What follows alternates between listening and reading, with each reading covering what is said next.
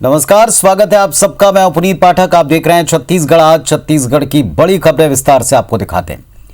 मंत्रिमंडल उप समिति की बैठक में धान की नीलामी का रेट तय हो चुका है। लगभग 1400 रुपए प्रति क्विंटल की दर से 54,000 टन धान के 61 लॉट की नीलामी को अनुमोदित किया गया।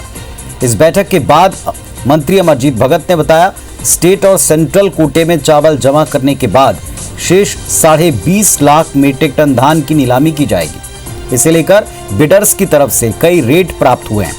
नीलामी से राज्य सरकार को 33 करोड़ 34 लाख रुपए का लॉस होगा, हानि होगी। उन्होंने बताया, राज्य सरकार की पूरी कोशिश है कि धान बर्बाद न जाए। इसके लिए नीलामी प्रक्रिया को और तेज कर रहे हैं। इसे लेकर मंत्रिमंडलीय उप समिति की बैठक होती रहेंगी। जो बेहतर रेट मिलेगा उस पर नीलामी की जाएगी। धान की नीलामी प्रक्रिया पर पूर्व मुख्यमंत्री डॉक्टर रमन सिंह ने कहा, सरकार को किसी भी हालत में धान सड़ने नहीं देना चाहिए। उन्होंने ये भी कहा कि नीलामी के लिए रेट अच्छे नहीं मिल रहे और ना ही कोई खरीदार ही आ रहा है। बैठक में समिति के अध्यक्ष खाद्य मंत्री अमरजीत भगत के साथ साथ प्रदेश के कृषि मंत्री रविंद्र चौबे और सहकारिता मंत्री प्रेमसाय सिंह टेकाम भी मौजूद रहे। आज की बैठक में जो प्रस्तुत किया गया है रिपोर्ट, उसमें 61 लाट को अप्रूव किए हैं, जिसका रेट पूर्व में आया था सभी का लगभग 1400 से ऊपर का है। कोई बोलता है हमारा प्लांट लगने वाला है तो इथेनॉल में यूज़ करें या ऑप्शन करें। इस चावल को बर्बाद नहीं होना चाहिए, उस चावल को सड़ने नहीं देना चाहिए। ऑप्शन में तो रेट नहीं मिल रहा है और ऑप्शन में कोई लेगा भी नहीं। रायपुर नगर निगम में आज मेयरिन काउंसिल की बैठक संपन्न हुई। बजट समेत 5 विषयों के अलावा शहरी विकास के अन्य अतिरिक्त विषयों पर चर्चा की गई। महापौर एजाज ढेबर ने बताया, बजट के लिए पार्षदों से विकास कार्यों के प्रस्ताव मंगाए गए थे। एमआईसी बैठक में इन प्रस्तावों पर चर्चा करके बजट में जोड़ा गया। अन्य विषयों में शहर की सफाई की मशीनों से काम लेने को लेकर लगभग 14 करोड़ की लागत का ठेका करने के प्रस्ताव पर मोहर लगी है। बैठक में गोल बाजार के व्यापारियों को हटाए बिना उसका सौंदर्यीकरण और नवीनीकरण, शहर की कुछ चुनी हुई सड़कों में मॉडल रूप से अंडरग्राउंड केबलिंग के प्रस्ताव को एमआईसी सदस्यों ने सर्वसम्मति से पास किया। महापौर ने बताया कि निगम का राजस्व बढ़ाने समेत लोगों को रोजगार देने के 2 प्रस्ताव पास हुए। शहर की लगभग 42 जगहों पर वेंडिंग जोन बनाकर ठेले गुमटी वालों को शिफ्ट करने समेत शहर के गार्डन में 10 से 15% जगह को फूड स्टॉल के लिए देने के प्रस्ताव भी पास किए गए। जब बजट प्रस्तुत किया जाएगा तो आप लोगों को मतलब पता चलेगा कि बजट में हम लोगों ने नई अच्छी चीज़ जो रायपुर के विकास के लिए है और रायपुर में इसमें जनता को सीधा फायदा मिलेगा, ऐसे बजट में आज जोड़ा गया है। जब 15 अप्रैल से चलेगा, जब हम ये हटाओ अभियान चलेगा, तो यदि हम किसी को हटाते हैं तो उसको तुरंत व्यवस्थापन वहाँ पर हम लोग वहाँ पर देंगे। छत्तीसगढ़ भारतीय जनता पार्टी के प्रदेश सह प्रभारी नितिन नबीन शनिवार सुबह 2 दिवसीय दौरे पर रायपुर आ रहे हैं। वो दोपहर को 3 बजे कुशाभाऊ ठाकरे परिसर में भाजपा प्रदेश पदाधिकारियों की बैठक लेंगे। इस बैठक में प्रदेश प्रभारी डी पुरंदेश्वरी भी शामिल होने वाली थी, लेकिन अब वो शनिवार के बजाय रविवार 14 मार्च को रायपुर आएंगी। 14 मार्च को डी पुरंदेश्वरी और नितिन नबीन की अध्यक्षता में भारतीय जनता पार्टी प्रदेश कार्य समिति की बैठक होगी, जिसमें राजनीतिक प्रस्ताव पारित किए जाएंगे। इसके अलावा प्रदेश सरकार के खिलाफ धान खरीदी, धान का उठाव, कस्टम मिलिंग, प्रदेश में लॉ एंड ऑर्डर की स्थिति, महिलाओं के खिलाफ बढ़ती घटनाएं, रेत और ड्रग्स माफिया की सक्रियता जैसे मुद्दे पर प्रदेश स्तरीय धरना प्रदर्शन की रणनीति बनेगी।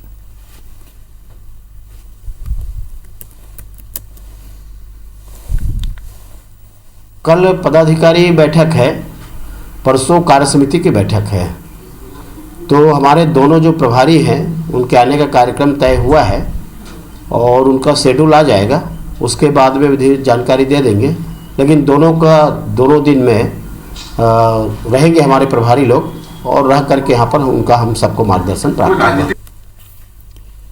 असम और पश्चिम बंगाल में होने वाले विधानसभा चुनाव की सियासी आंच छत्तीसगढ़ में भी महसूस हो रही है। कांग्रेस नेतृत्व ने जहां प्रदेश के नेताओं पर भरोसा किया, उन्हें दोनों राज्यों में नई जिम्मेदारियां दी, वहीं भाजपा हाईकमान ने छत्तीसगढ़ के नेताओं को असम और पश्चिम बंगाल में जमीनी प्रचार से दूर रखा है।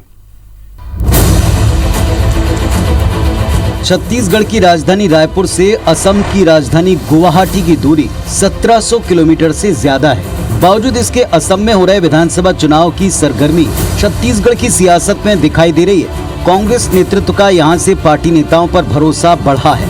मुख्यमंत्री भूपेश बघेल को असम के चुनाव में मुख्य पर्यवेक्षक बनाने के साथ साथ विधायक विकास उपाध्याय को कांग्रेस का प्रभारी सचिव बनाया गया। अब असम और पश्चिम बंगाल के लिए जारी की गई स्टार प्रचारकों की सूची में भी मुख्यमंत्री भूपेश बघेल और विकास उपाध्याय को शामिल किया गया है। उन्हें घोषणा पत्र तैयार करने में भी अहम जिम्मेदारी दी गई है। मुख्यमंत्री भूपेश बघेल 14 मार्च से 3 दिनों के असम दौरे पर रहेंगे और इस दौरान 9 चुनावी सभाएं करेंगे।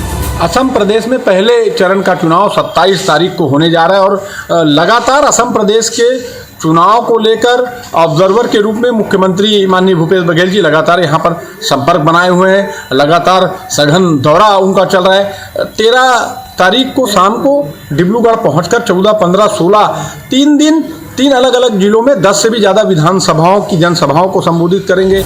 इधर भाजपा हाईकमान ने छत्तीसगढ़ के वरिष्ठ नेताओं, पूर्व मंत्री, विधायकों को प्रचार के लिए असम और पश्चिम बंगाल न भेजने का फैसला किया है। पार्टी नेतृत्व ने एक रणनीति के तहत असम चुनाव की बागडोर वहीं के स्थानीय नेताओं को सौंपी है। हालांकि छत्तीसगढ़ के करीब 12 से ज्यादा नेता असम में मोर्चा संभाले हुए हैं, लेकिन उन्हें भी फील्ड पर नहीं उतारा गया। इस पर कांग्रेस नेता चुटकी ले रहे हैं।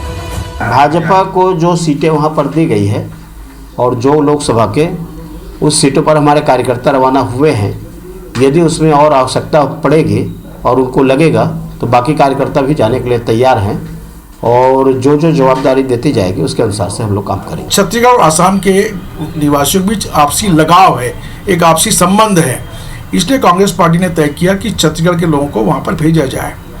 अब भारतीय जनता पार्टी ने पहले भेजा, मना कर दिया, तो मुझे तो ये लगता है कि भारतीय जनता पार्टी के हाईकमान को ये एहसास है कि जो अपने राज्य में नहीं जिता पाए वो आसाम में क्या कर लेंगे, इसलिए उन्होंने इनको रोक दिया है। प्रधानमंत्री नरेंद्र मोदी, अमित शाह, जेपी नड्डा समेत भाजपा के शीर्ष नेतृत्व के तमाम नेता असम चुनाव के लिए स्टार प्रचारक हैं, लेकिन कांग्रेस नेतृत्व ने G23 के उन नेताओं में से एक को भी स्टार प्रचारक नहीं बनाया, जिन्होंने पिछले दिनों जम्मू में बड़ी बैठक कर पार्टी नेतृत्व पर सवाल उठाए थे।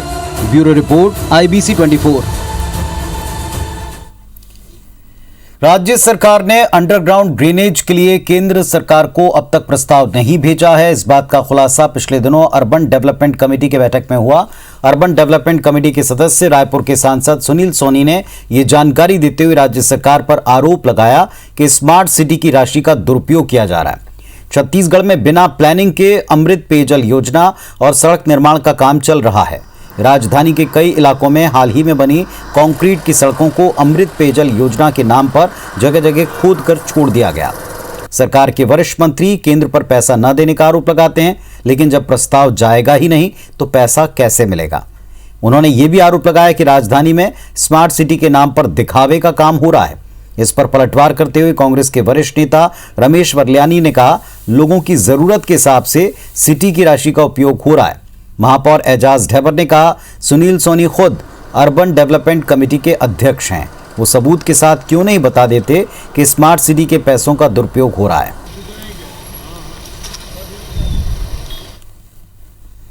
अर्बन डेवलपमेंट कमेटी में, अमृत योजना में, सब में मैंने पहले दिन से जब मैं इस बात को रख रहा था कि रायपुर शहर को अंडरग्राउंड ड्रेनेज के लिए पैसा दिया जाए, लेकिन दुर्भाग्य आज मैं इस बात को कहने के लिए मजबूर हो रहा हूँ कि इस योजना के अंदर में कभी राज्य सरकार ने मांग ही नहीं की है कि अंडरग्राउंड ड्रेनेज होना चाहिए। प्रस्ताव नहीं भेजा राज्य सरकार ने। जो भी योजनाएं बनती हैं स्मार्ट सिटी की योजनाओं के बारे में जो मानदंड हैं उसके आधार पर ही उन योजनाओं पर अमल हो रहा है और जो भी खर्च हो रहे हैं वो खर्च की जो ऑडिटिंग या मॉनिटरिंग होती है वो भी केंद्र सरकार के अधिकारी करते हैं, इसलिए उनका आरोप टोटली बेबुनियाद है। अगर कहीं दुरुपयोग हो रहा है तो आप अध्यक्ष हैं, आप उस कमेटी के, आप रायपुर स्मार्ट कमेटी के अध्यक्ष हैं। अगर कहीं दुरुपयोग हो रहा है तो आके बताइए ना। अरे भाई, घूमना नहीं है, खाली बैठ के खाली बयानबाजी करने से नहीं होगा। राज्य के अधिकारी और कर्मचारियों के लिए एक अच्छी खबर है। राज्य सरकार नई तबादला नीति पर जल्द ही फैसला ले सकती है। मामले पर मंत्री रविंद्र चौबे ने कहा कि कोरोना के कारण बीते साल अधिकारियों कर्मचारियों के ट्रांसफर हो नहीं पाए, साथ ही कई अधिकारी कर्मचारी रिटायर हो रहे हैं। ऐसे में सरकार अप्रैल महीने में पर फैसला ले सकती है। अगर ऐसा होता है तो मई और जून से अधिकारी कर्मचारियों की अहर्ता के अनुसार उनके तबादले हो पाएंगे। मंत्रालय में नई तबादला नीति को लेकर मंथन शुरू हो चुका है। मुख्यमंत्री भूपेश बघेल की अध्यक्षता में कैबिनेट मीटिंग में इस पर अंतिम निर्णय लिया जाएगा। पिछले साल कोरोना के कारण राज्य सरकार तबादले पर आर्थिक बोझ से बचने के लिए बैन लगा चुकी थी। हजारों कर्मचारियों ने तबादले का आवेदन विभागों को भेज रखा था। कोरोना के कारण जो ट्रांसफर की स्थानांतरण की हमारी नीति थी उसको हमने 2 साल स्थगित रखा था। आवश्यक स्थानांतरण कहीं कहीं किए गए थे। बहुत सारे हमारे अधिकारी कर्मचारी सेवानिवृत्त भी होते जा रहे हैं, तो कहीं न कहीं हमको इसको करना पड़ेगा। तो शायद ये अप्रैल माह में इसकी बैठक हो और इस बारे में कोई सुविचारित नीति से हम लोग काम करेंगे। महिला दिवस के मौके पर राज्यपाल अनुसुईया उइके ने अलग अलग क्षेत्र में उत्कृष्ट काम कर रही महिलाओं को सम्मानित किया। छत्तीसगढ़ राज्य बनने के बाद ये पहला मौका था जब राजभवन में महिलाओं के लिए इस तरह कार्यक्रम आयोजित किया गया। IBC 24 के कार्यक्रम नारी रत्न सम्मान से प्रेरित होकर राज्यपाल अनुसुईया उइके ने 64 अलग अलग क्षेत्र में काम करने वाली महिलाओं को सम्मानित किया। इस सम्मान समारोह में प्रदेश भर से महिलाओं को यहां आमंत्रित किया। IBC 24 की असिस्टेंट एडिटर ज्योति सिंह और रिपोर्टर प्रिया पांडे को भी इस समारोह में सम्मानित किया गया। राज्यपाल उइके ने इस अवसर पर प्रदेश की सभी महिलाओं को शुभकामनाएं दी और अपने अपने क्षेत्र में लगातार अच्छे कार्य करते रहने के लिए प्रोत्साहित किया।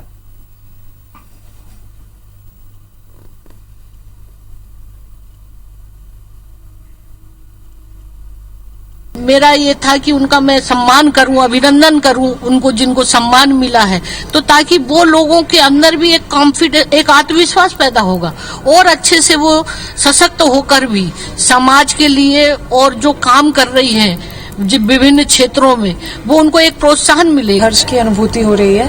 राजभवन और राज्यपाल दोनों अपने आप में बहुत ही महत्वपूर्ण स्थान रखते हैं भारत में और कॉन्स्टिट्यूशनली भी, और यहाँ पे जितने भी अलग अलग वर्ग से महिलाएं अपने क्षेत्र में जो अग्रणी भूमिका निभा रही हैं उनको बुलाकर उनका सम्मान किया गया, जिससे बहुत ज्यादा प्रोत्साहन मिलता है। मैडम के आने से और उनके आने से जो महिला शक्ति उनके पीछे आई है उससे छत्तीसगढ़ महतारी और छत्तीसगढ़ प्रदेश जो है वो लगातार उन्नति करेगा, मैं यही मानती हूँ। और मुझे लगता है छत्तीसगढ़ राज्य बनने के बाद ये सबसे पहला मौका था कि जब राज्यपाल महोदया ने महिलाओं का सम्मान किया, और महिलाओं का साहस अपने आप और भी बढ़ जाता है जब इस तरह का कोई सम्मान करता है। प्रधानमंत्री नरेंद्र मोदी ने वीडियो कॉन्फ्रेंसिंग के जरिए अमेरिका के राष्ट्रपति जो बाइडेन, ऑस्ट्रेलिया के PM स्कॉट मॉरिसन और जापान के PM योशिहिडे सुगा के साथ क्वाड की बैठक में हिस्सा लिया। PM ने कहा कि हम साझा मूल्यों को आगे बढ़ाने, धर्मनिरपेक्ष, स्थिर और समृद्ध हिंद प्रशांत क्षेत्र को बढ़ावा देने के लिए मिलकर काम करेंगे।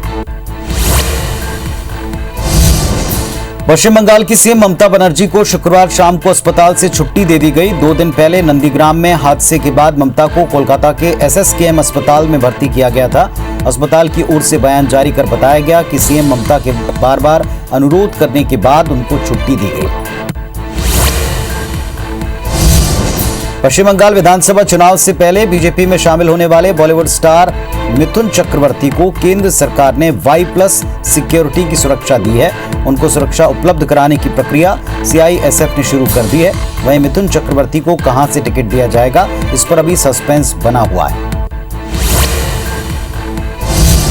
जगदलपुर में बाघ की खाल के साथ 8 लोगों को गिरफ्तार किया गया। वन विभाग को एक बाघ की खाल बेचने की सूचना मिली थी, जिसके बाद वन विभाग और पुलिस की संयुक्त कार्रवाई के दौरान ये पकड़े गए। आरोपियों में 5 पुलिस विभाग के कर्मचारी हैं और 2 स्वास्थ्य विभाग के कर्मचारी। अभनपुर के ग्राम पंचायत नायक बांधा के सरपंच बागबली मरकाम को तहसीलदार ने पद से हटा दिया। सरपंच के विरुद्ध अविश्वास प्रस्ताव पास होने के बाद उन्हें तत्काल प्रभाव से हटाया गया। ग्राम के असंतुष्ट पंचों ने अभनपुर SDM के समक्ष सरपंच मरकाम के विरुद्ध अविश्वास प्रस्ताव लाने का आवेदन दिया था। चलिए कुछ और खबरें देखते हैं। सहायक शिक्षक फेडरेशन ने शिक्षा मंत्री प्रेमसाय सिंह टेकाम से मुलाकात के बाद अपना प्रदर्शन समाप्त किया, धरना खत्म किया। मंत्री प्रेमसाय सिंह ने उनकी मांगों को पूरा करने का आश्वासन दिया है। सहायक शिक्षक फेडरेशन के प्रतिनिधियों से खास बातचीत की हमारे सहयोगी ने।